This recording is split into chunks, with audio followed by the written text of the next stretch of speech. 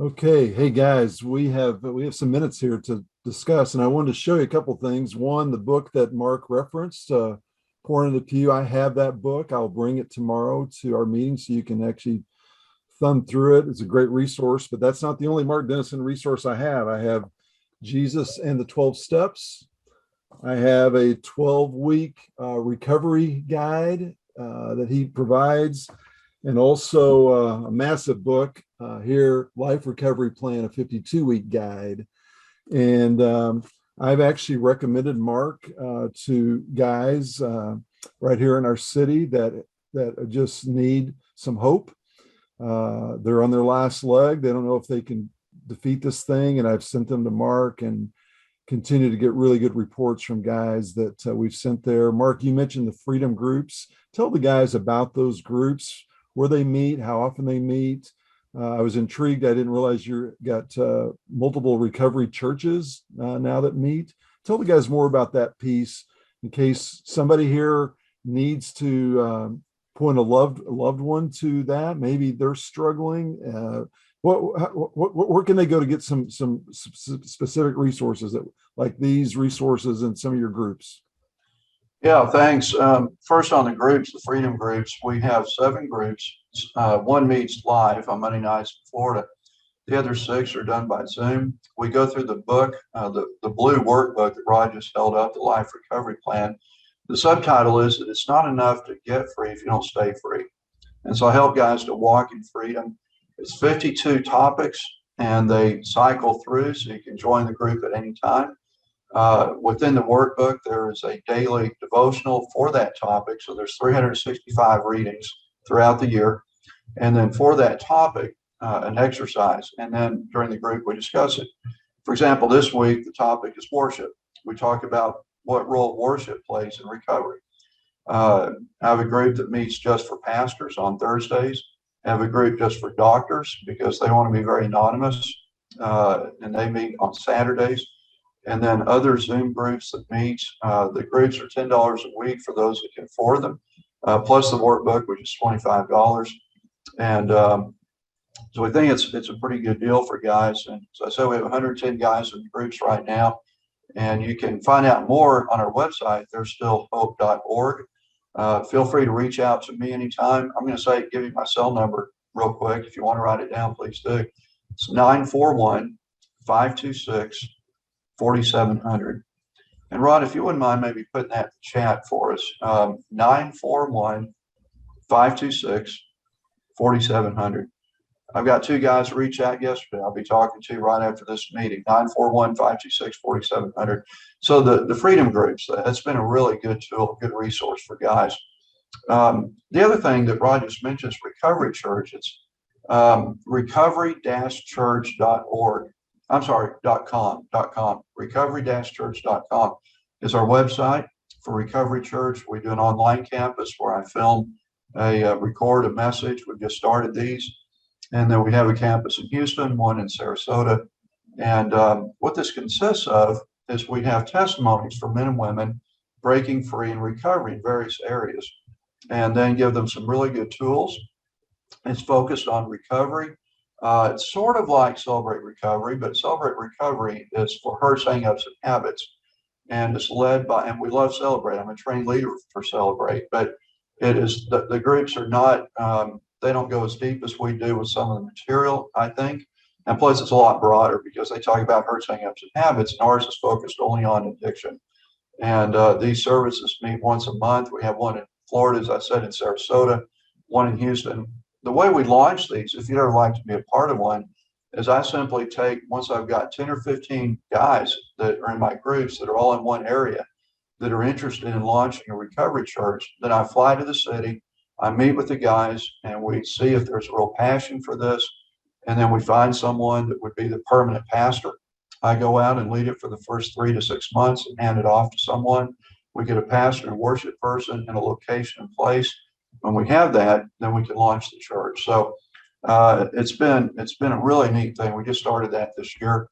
I started with 10 people in Sarasota. We had 62 last month in our service. And so we see these things really growing. We're looking at Windsor, Canada is going to be one soon. We're actually looking at Kansas City because I know a lot of guys in this area that are interested in that, and other major cities around America. That's good.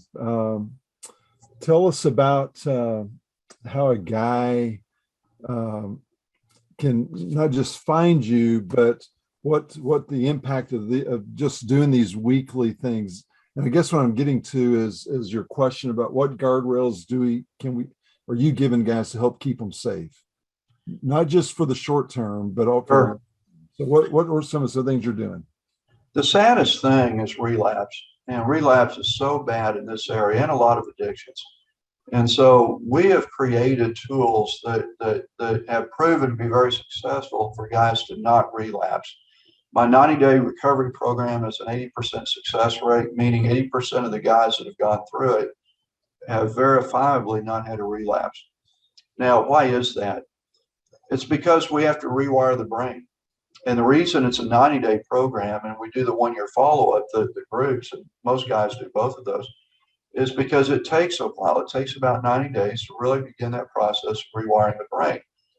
And so the point is not that there's any one silver bullet program that's brilliant. It's like what Rick Warren says about pastors. He says, if what you're doing is working, I like what you're doing. There are a lot of good programs out there, but the only one that works is the one that you work. And so the resource benefit of doing this, especially the 90-day intense program, is that we have contact every single day. Right now I have 16 clients I'm working with. I will talk to them in some format, every one of them today. We have that daily contact. They do daily readings from the Recovery Bible. They get my daily recovery minute. They do 7 readings this week for my 90-day workbook. They'll have to do the exercises, 7 of them. We spend an hour going over that. So it's a matter of rewiring the brain, because when someone has taken in thousands of hours of pornographic images, then almost always it takes a lot of work to get that out and to replace it with something else. So that's the beauty of programs like we offer, is that guys have to rewire the brain, immerse themselves in the Word of God every day, prayer, accountability, establishing relationships, establishing community, because until they do that, the other God, little g, is standing on the sideline ready to tap in anytime. So it's a multifaceted approach: prayer, accountability, all those things, daily reading. And here's what I love too. I love that it costs guys something money-wise. Yeah. I mean, and I have a friend that's a subscriber to Covenant Eyes, and he says, Rod, it is worth my monthly subscription fee to make sure that I'm going to stay pure. He goes, the money is great that I've got to spend it because it means something to me. It comes out of my wallet. It's an investment I'm making. So you're forcing guys to put in the time, the work. There's a cost, and if they're serious about recovery, guess what? They will pay it, and they will. Well, they spend a lot of money on their addiction, so it makes sense they would want to spend something on their recovery. Absolutely. Guys, questions or thoughts for Mark? This is an area he knows really well. He's lived it. He's experienced it. He's recovered. He knows the demonic spirit that's behind this, and he's a man walking in freedom. Any questions you guys have for Mark this morning? Scott? Yeah, you were mentioning Covenant Eyes. I've actually been a part of that with a buddy of mine in the past. Does that seem to be one of the better systems out there, filters, as far as accountability? Yes, it's on our website. We recommend it to people all the time. Accountable to You is another one. For those that don't know how Covenant Eyes works, what it does, it's not a filter. It doesn't block anything. Those are hard to find that are successful. What it does is it sets up where, let's say I'm, quote, on Covenant Eyes. That means that someone is my ally, is what they call it, meaning they get my report. And so if, for example, and Scott, I'll just use you as an example, if you're my report or my ally, that means you're going to get a report on my technology use on my device, and however you want to get it. You can get it daily, you can get it every couple of days, you can get it once a week. And then the report will come to you that will show anything I've done that I've been on that I should not have been on. It will send images, so they're blurred, so you can't really make them out in a way that's going to be really triggering. To say that I believe in covenant-ized would be an understatement. I get 31 reports every single day from guys that are on covenant-ized. It's not foolproof. Nothing is. I had a guy tell me the other day he beat the system by buying another computer. So, obviously you could do that, but it is a tool. There's a lot of tools, but it's a really good one. It's about $15 a month. Through our ministry, we can get you a discount off of that, but it is a really good tool. The way we look at covenant-ized, there's a passage in Second Chronicles that talks about King Hezekiah. The Assyrian army was going to attack Jerusalem. And the way they did war in those days was that they had a certain time of the year set aside for war. And if you're going to attack a nation, you capture the city. And so it was all about capturing the capital. And so when this massive army was coming against them, Hezekiah looked at the wall around Jerusalem and said, we've got to fortify that wall because it's crumbling down. We've not been giving it a lot of attention. So they rebuilt the wall. And then he said, let's build a second wall of defense. And that's what covenant-ized is. It's a wall of defense. You need more than one. But when you're struggling, you can't have too many walls. That's good. Jerry, you got a question for Mark? Yeah. Concerned about 4 grandsons. They're all vulnerable ages from 19 to 10.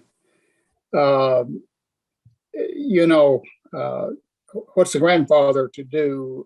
It's the father's main job, I guess, but maybe I need to have some input too. Any thoughts there on reaching down to grandsons? I'm pretty sure it's called Protect Young Minds. And I think I heard the other day they've changed it to Defend Young Minds, but you can find it either way. It's an organization that's produced some really good materials for children and young adolescents.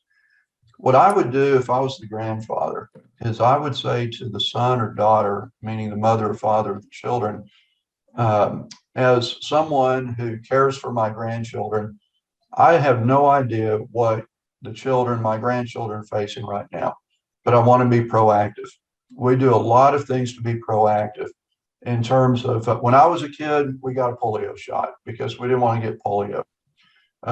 There are things we do to be proactive every day to stay safe, to take care of ourselves.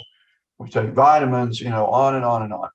So I would say to their parents, in order to be proactive, we know that this is, as Stephen Arterburg says, every man's battle. And I want to help you provide for them because they are going to face the temptation. They will face the battle. Here is a resource, Protect Young Minds, that might be helpful to you. For a boy, when they turn 11 or 12, Every Young Man's Battle by Stephen Arterburn is a fantastic resource. We do know this, that it's huge even within the Christian community of adolescents. I spoke at a Christian school recently, middle school. Kids were 12, 13, 14 years old, and there were about 100 guys there, boys and girls.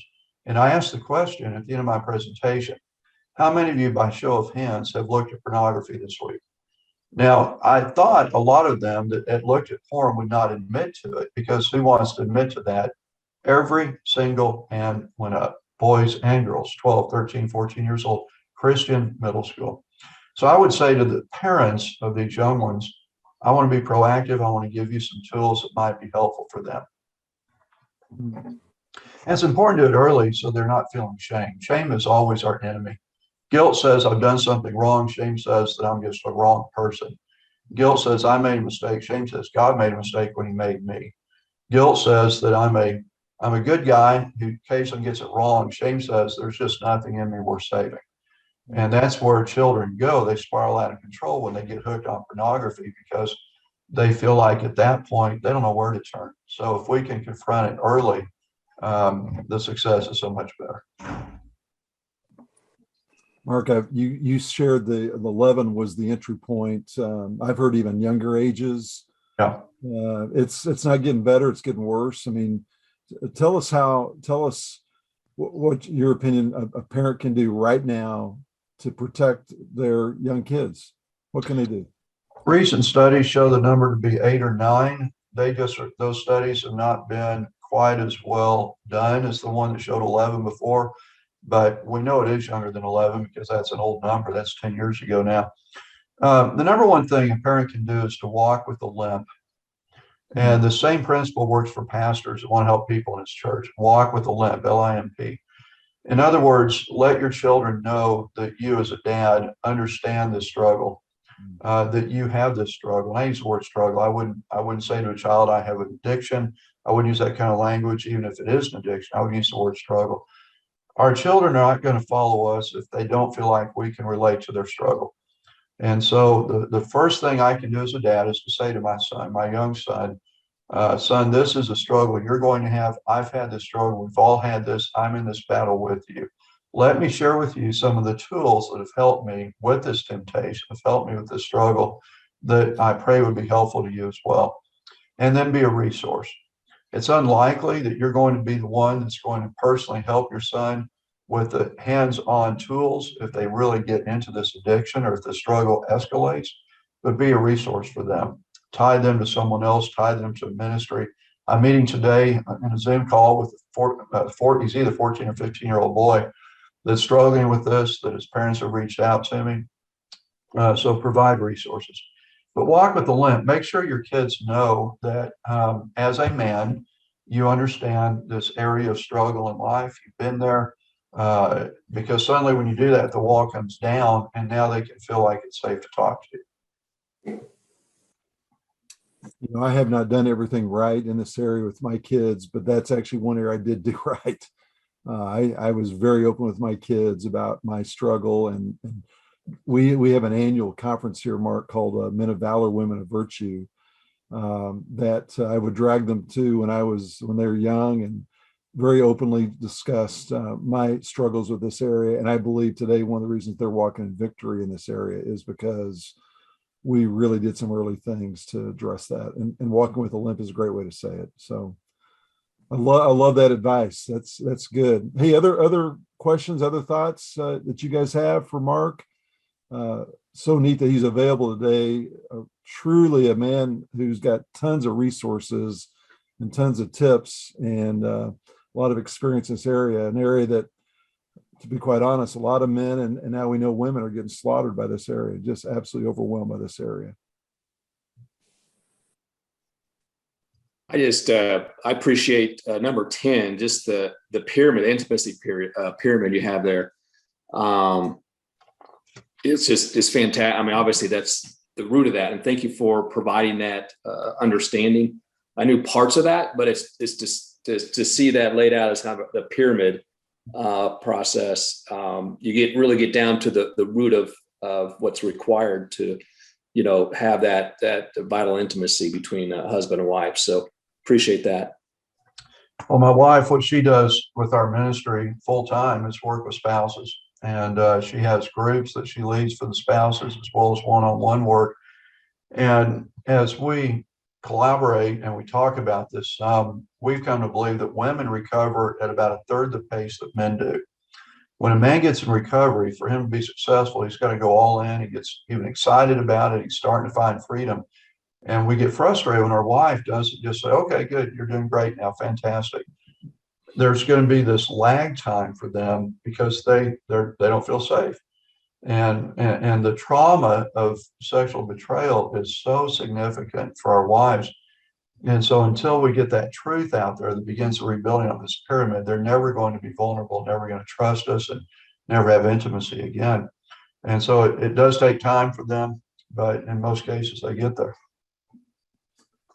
And Mark, I think too, I really appreciate the fact you says a recovery takes time. I mean, you've invested all this energy, and now just to snap your fingers, say, I'm over, I'm done. It's not that easy. And so there's a commitment. There's and I think in my own struggle, if I would have realized the brain damage being done when I was in the middle of this, I would have been horrified. And now we know through medical research is documented now that a porn infested brain is in bad shape, worse than a cocaine brain. I mean, speak to this issue because it's not an easy thing. It's going to take time. So talk about that a little bit.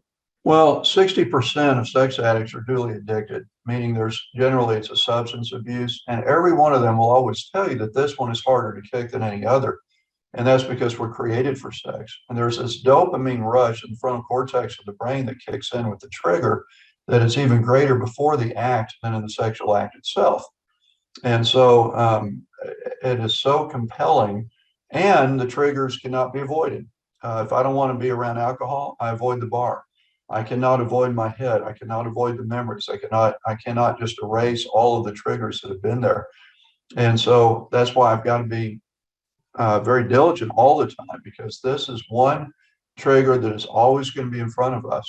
Yesterday, walking through the Kansas City airport, I mean, the weather here is warm right now. You've got people dressed appropriate for warmth. And so there's a lot more triggers there. And so the answer to that is to be really, really diligent. For example, when I fly on Southwest, I always go to the back of the plane, because if I sit in the back, it's less likely, if I'm traveling alone, it's less likely that someone's going to sit next to me, because people always sit up toward the front. So there's less stimulus than if women are back there, someone might sit next to me.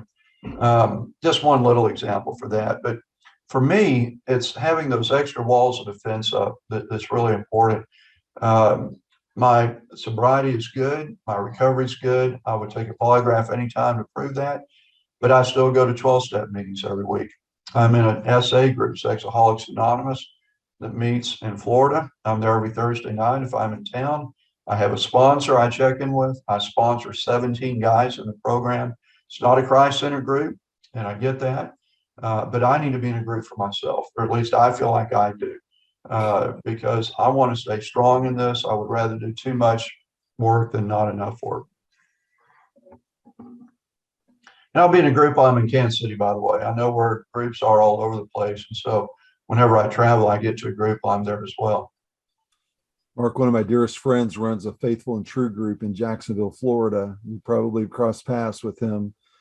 And I tell you what, his recovery is remarkable, and the ministry he has to all kinds of men is just out of this world. And he's a changed man, a renewed man. But man, exactly what you're talking about saved his life. Faithful and True is another great ministry that helps in recovery. I know you're talking about. He helped a friend of mine that is in prison right now. Moved to Jacksonville with his wife to be near her family, knowing he was going to go to prison because of this. And he got involved with that ministry there in Jacksonville, and it was just fantastic for him. In fact, when he gets out of prison in a couple of years, he wants to go help him. It's good. I want to encourage y'all to reach out to me anytime. I put my website up there earlier. The email is mark@there'sstillhope.org. There's still hope, like it's just one word. There's two S's, there'sstillhope.org. If you like any resources we have, any books that we have, if you can't afford any of the books, that's not a problem. Rod said he wants to pay for them. So just don't hesitate to, we'll get anything to you that you need. Hey, Jeff's got a question. And Jeff, you know this area well. Tell what's your question or thoughts for Mark? Jim, go ahead. Gotcha. Jim Rhodes. I'm not sure this quite ties in, but when I'm out in the world and you can't escape from the world, you're going to be seeing women, and it has occurred to me that the attraction that I have towards a woman's figure is not evil in of itself, and that part of the way I attempt to control my mind, control my thoughts, is that I thank God that he put that attraction in us, because that's the way he said, be fruitful and multiply. And so that is a gift from him, and that I thank him for that incredible pleasure that he has put in us. But that is, I also say, and God, may you allow that pleasure between she and her husband. So it's a little mental trick I play with myself, and then I try not to linger upon the pleasure or the addictive part of that that can kick in very quickly. So that's a little mental game I play. Is that tie into anything that you Yes, cover? yes, absolutely. In our 90-day recovery program, it's what we call thought replacement. It's really important to always have something that you can take your mind to whenever a visual stimulus or temptation hits, because we know they are going to hit, as you just said, Jim. So that's really good. I tell guys all the time, we get into trouble because we didn't get into anything else first. And so have your mind prepared to go to scripture, to go to something else, praying for that person. It's hard to lust after someone while you're praying for them. And then there are two numbers that we use as tools, the numbers 3 and 20. 3 is what I call the 3-second rule, meaning when I see someone, I must count to 3 and make sure I'm looking the other way. I see someone, 1, 2, look, 1, 2, look. So the 3-second rule. The other is number 20. It's what I call the 20-minute miracle. When a stimulus hits, when there's a trigger, in 20 minutes, that's going to pass. It's just the way the chemistry works, the neuroscience of the brain, that temptation in 20 minutes is going to fade. So if I can stay busy for 20 minutes, the temptation will pretty much pass. That's a great way to do it, is by praying for that woman, praying for their husband, for their children, their parents, whatever. Anything you can do to move your mind in another direction when you see someone that's attractive is a good thing. So yeah, those are great tools. 3 and 20. I'll have to remember that. Thank you very Yeah, much. you bet. Yeah, that's good. Hey, for years, I've encouraged guys that are in the middle of that tempting moment, start praying for your pastor right now. Mm. By name, and praying for it. And that urge will quickly fade when you're, focusing on something else, and you're fighting fire with fire. If the enemy's going to tempt you here, well, I'm going to start praying for this person. Man, it works really well. If you have, that's a great idea. You're praying for your pastor, your mind's obviously going to a whole nother issue. And, if you're thinking about your pastor in that way, then you're thinking about spiritual issues, deeper issues, helping other people, supporting other people. Great idea. Trigger to pray. Yep. Good. Anybody else? Love this dialogue. Really good dialogue today here, guys.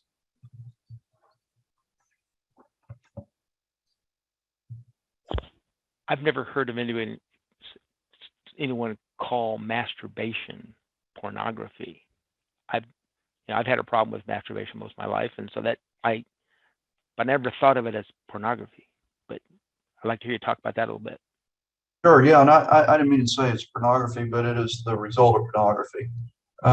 Generally, the problem with masturbation, and there's a lot of problems with masturbation, and there are people who will disagree with this. There are some that will say that there's nothing wrong with masturbation.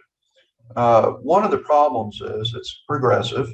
It is almost always done with sexual fantasy and images. It is depriving your wife of the sexuality that is reserved just for her. And so if I'm masturbating, I'm going to be less sensual toward my wife. I'm going to be masturbating to other images almost always that are unrealistic, that are pornographic, or that are fantasy inside my head. And here's the thing, sex is not a need.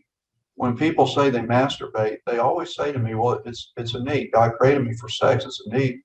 And my answer is, I'm going to give you 4 things. You can keep 3 of them. I'm going to give you sex, water, air, and food. You have to give 1 back. Which one can you go without? And we know what the answer is. I don't have to have sex. I worked with a lot of priests that are celibate, and they come to recognize it's not actually a need. And so when there's a temptation to masturbate, knowing that it's usually going to be tied to someone else other than my wife, it's going to be tied to fantasy, it's going to be tied, and it's very rude, if nothing else. It's pure selfishness. It's self-indulgence. And just the fact of saying no to my flesh is a good thing in that area and other areas. If I give into that temptation, then it is almost always going to progress to something else. Last thing on masturbation that I would say is I've had so many men come up to me and say, I used to masturbate, but as I got closer to God, God really made me feel conviction about that, and that he wanted me to stop. So I stopped. But I've never had a guy come up to me yet who said, my spiritual life was kind of floundering. I wasn't really the man of God I needed to be. So when I prayed about this, God said to me, your problem is you just don't masturbate enough. If you would only learn to masturbate, then you could have this great spiritual life. Now, that sounds facetious, and yet it's really true, though. I mean, God is leading men by the millions away from self-stimulation. Even in SA, which is not a Christ-centered group, even in SA, they say you cannot consider yourself sober if you're masturbating. And their standards are not even biblical standards. So, again, people will disagree on this one, and I completely respect that. I've just become more and more convinced with time that any form of sex outside being with my wife is not healthy. Wow. That's Thank you. good. That was very, very on point. Yeah. Thank you. Thanks. So, Mark, part of my testimony is I tell guys that when I was in the middle of this battle, I was doing ministry by day and masturbation by night.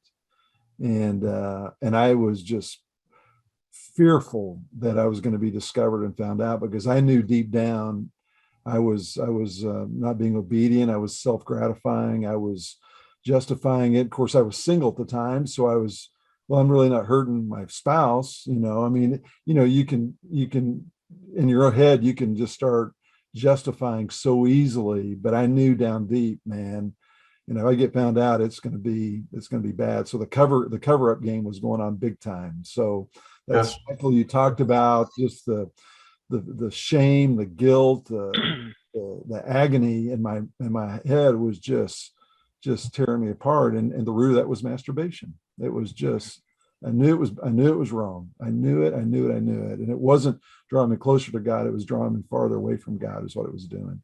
And it's such a spiritual thing, until Christ is all you have, you don't realize he's all you need. I don't need masturbation to have joy and peace and happiness and fulfillment. I don't have to have sex. I mean, my wife and I have a very healthy sex life, but if she were to be in some horrific car accident tomorrow and be disabled to where we cannot have sex together, that doesn't end our intimacy. It doesn't end the relationship. It would change it, but it doesn't end it. And one of the things my wife says all the time, even, is by my discovering her, knowing me as she never knew me before, that our life is better than it ever was, because there's so much honesty and openness with it now. And masturbation robs you of that, because it always leads us into a secret life that's just a secrecy itself is not healthy. Which is why, like, one of my guardrails is I don't travel with cash. Never have more than $20 cash. And the reason for that is I don't want the temptation that comes with it. Well, masturbation, if I watch certain TV shows at night, or look at certain websites, or go to YouTube videos or things on my phone, that's just opening up Pandora's box. Masturbation does the same thing. It's a gateway drug. So good, guys. Hey,